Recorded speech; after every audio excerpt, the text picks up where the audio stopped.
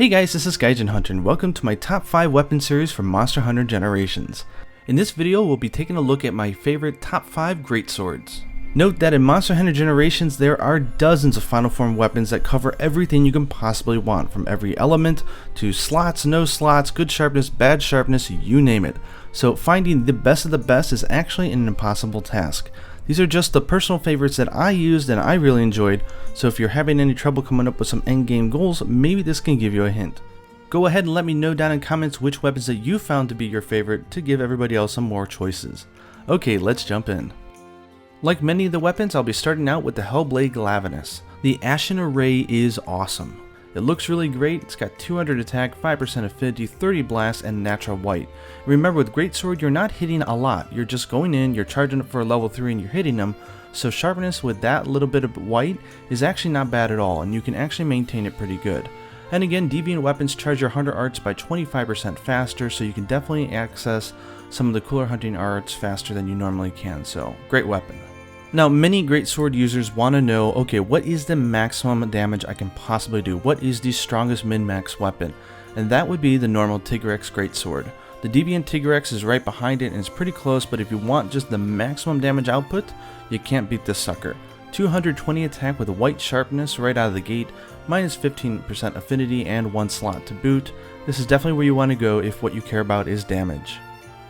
And now going into the blunt edge kind of weapons, we have the Heavenly Sunshine, which is the greatsword from Amatsu. It's 240 attack, very long green, minus 20% affinity and 16 water, but if you mix this with blunt edge, you'll get an additional 15 attack with only 10 points, so it's a very cheap way to get attack up medium. If you're running something like the Aerial Greatsword, I think this is a great, fabulous weapon to do because you can hit often and never care about losing your sharpness or bouncing because the aerial attacks don't bounce, so green sharpness is a-okay. Now, I'll probably do a video on it, but there is a way to get a 100% critical hit set, and that is using the regular Nargacuga Dark of Night Greatsword. Sorry, I don't have a picture from this game particularly, but it looks just like this. It has 190 attack, 35% affinity, and 2 slots. So again, if you mix this in with some super crit, ultra crit, you know, you're going to be doing a lot of damage, and you can even make 100% affinity sets, which I know a lot of you guys really enjoy doing.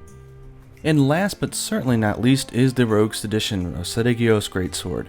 190 attack with natural white, that's pretty long, 20% affinity and 2 slots, it's all around super powerful.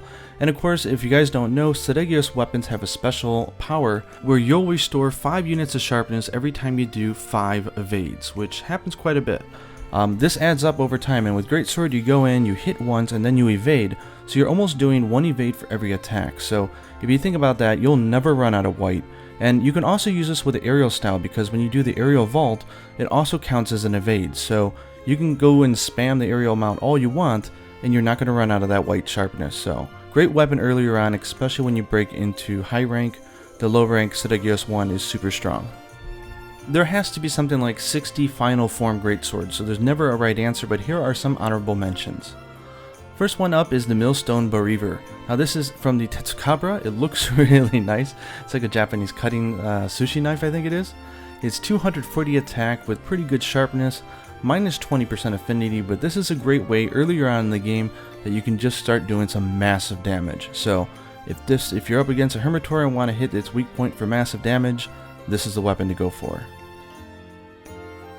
And of course, the Akantor Greatsword. Many of you are going to be wondering why this wasn't in my top 5 to begin with. But look at the sharpness. There's a yellow all over it. And yellow sharpness does only 30% damage if you hit at the beginning of the attack. Does 100% in the middle of the animation, but if you hit at the end of the attack, which is often the case with Greatsword, you only do 70% power.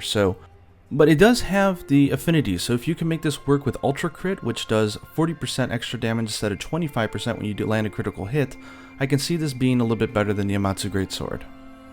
I hope you guys enjoyed this video. There's a lot of great greatswords in this game. That sounded so stupid. But let me know down in the comments below if there's any other ones that you really enjoy and why. And until next time, happy hunting.